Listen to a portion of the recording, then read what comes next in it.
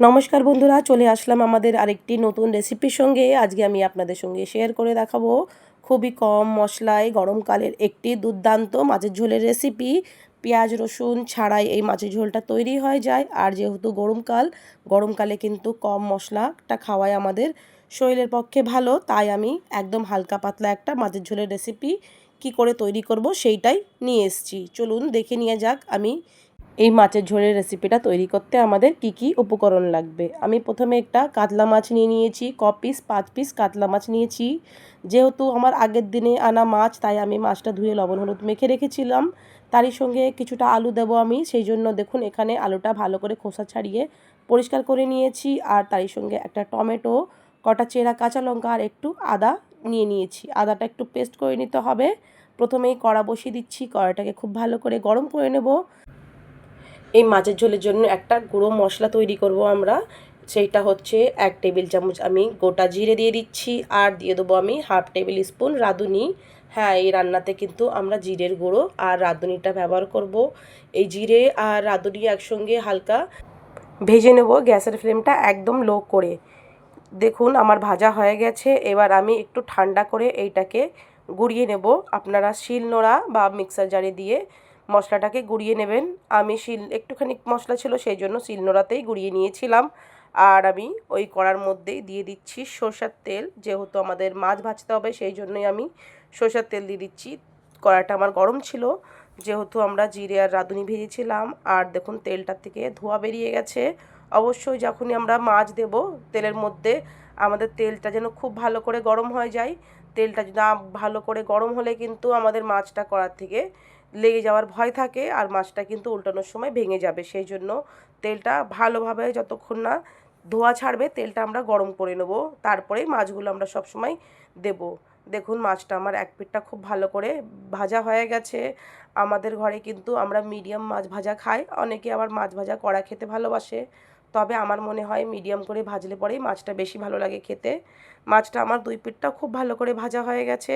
এবার আমি তুলে নিয়েছি একটা প্লেটের মধ্যে। এবার আমি ভেজে নিতে হবে আলুগুলোকে আমি দুটো মিডিয়াম সাইজের আলু ভালো করে খোসা ছাড়িয়ে একটু লম্বা করে কেটে নিয়েছিলাম। আপনারা চাইলে যে কোনো আকারের কাটতে পারেন, ডুমো করেও কাটতে পারেন। আমি একটু লম্বা করেই সবসময় মাছের ঝোলে আলু ব্যবহার করি, তাই আলুটাকে আমি একটু লাল লাল করে যতক্ষণ না গোল্ডেন কালার এসে যায় ততক্ষণ আমি গ্যাসের ফ্লেমটা জোর করে আলুটাকে ভেজে নেব ভালো করে। আলুটাও দেখুন আমাদের ভাজা হয়ে গেছে। এবার আমি আলুটাকেও একটা পাত্রের মধ্যে তুলে নিচ্ছি। আলু এবং মাছ দুটোই আমি ভেজে তুলে নিয়েছি। এবার আমাদের যেই তেলটা রয়েছে কড়ার মধ্যে, তার মধ্যে আমি দিয়ে দেবো হাফ টেবিল স্পুন গোটা জিরে, আর দিয়ে দেবো আমি দুটো তেজপাতা এবং দেবো আমি দুটো শুকনো লঙ্কা। এবার তেজপাতা, শুকনো লঙ্কা আর গোটা জিরে আমাদের একটু হালকা যখন লাল লাল হয়ে যাবে, সেই সময় আমি দিয়ে দেবো একটা টমেটো। একটা বড় সাইজের টমেটো কেটেছিলাম, সেই টমেটোটাই আমি অ্যাড করে দিচ্ছি। আর তারই সঙ্গে আমরা যে আদা কুচিয়ে রেখেছিলাম সেইটাকে একটু বেটে নিয়েছি শিলনোড়াতে, সেই আদা বাটাটাও দিয়ে দিচ্ছি। দিয়ে দেবো তারই সঙ্গে সামান্য জল দিয়ে এই মশলাটাকে খুব ভালো করে কষিয়ে নেব। গ্যাসের ফ্লেমটা আমি মিডিয়াম করে দিচ্ছি এখন। এবার আমি কিছু গুঁড়ো মশলা অ্যাড করব। যেমন দেখুন এখানে আমি দিয়ে দিচ্ছি হলুদ গুঁড়ো পরিমাণ মতন, এখানে আমি হাফ টেবিল স্পুন হলুদ গুঁড়ো দিয়েছি। আর দিয়ে দেবো আমি লাল লঙ্কার গুঁড়ো। ঝালটা আপনারা যে যেমন খাবেন সেই হিসাবেই দিয়ে দেবেন। কাঁচা লঙ্কা ঝালটা আমার কম ছিল, সেই জন্য আমি একটু গুঁড়ো লঙ্কাটা একটু বেশি করে দিয়েছি। আর এটা আমি ধনে গুঁড়ো দিয়েছি হাফ টেবিল স্পুন।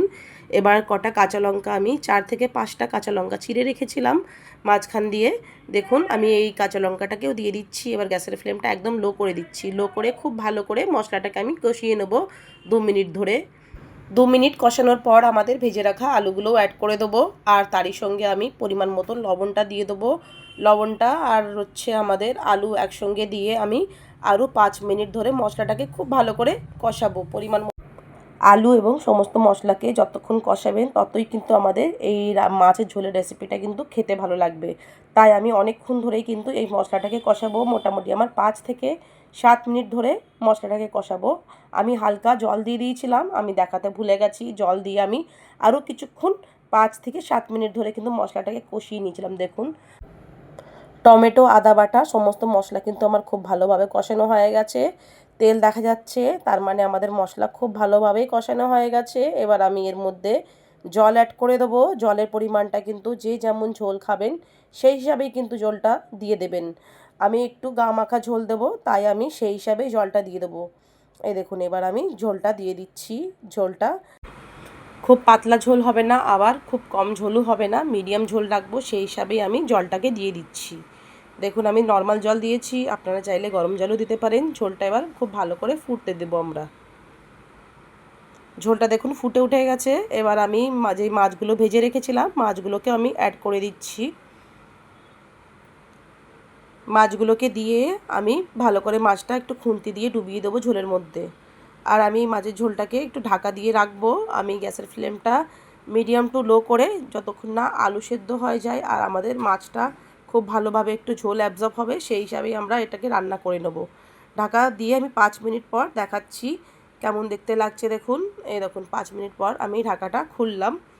ঝোলটাও একটু কমে গেছে আর আলুগুলো কিন্তু আমাদের সেদ্ধ হয়ে গেছে। আমি যেই ভাজা মশলাটা তৈরি করেছিলাম জিরে এবং রাঁধুনি, এবারে সেই ভাজা মশলাটাকে আমি দিয়ে দেবো। ওখানে আমি 1 টেবিল স্পুন মতন ভাজা মশলাকে দিয়ে দেবো। দিয়ে আমি আরও 2 মিনিট ধরে এইটাকে ভালো করে ফুটিয়ে নেব। খুব ভালো করে ফুটিয়ে নিতে হবে। আমি ঢাকা দিয়ে কিন্তু আরও 2 মিনিট রেখে দেবো।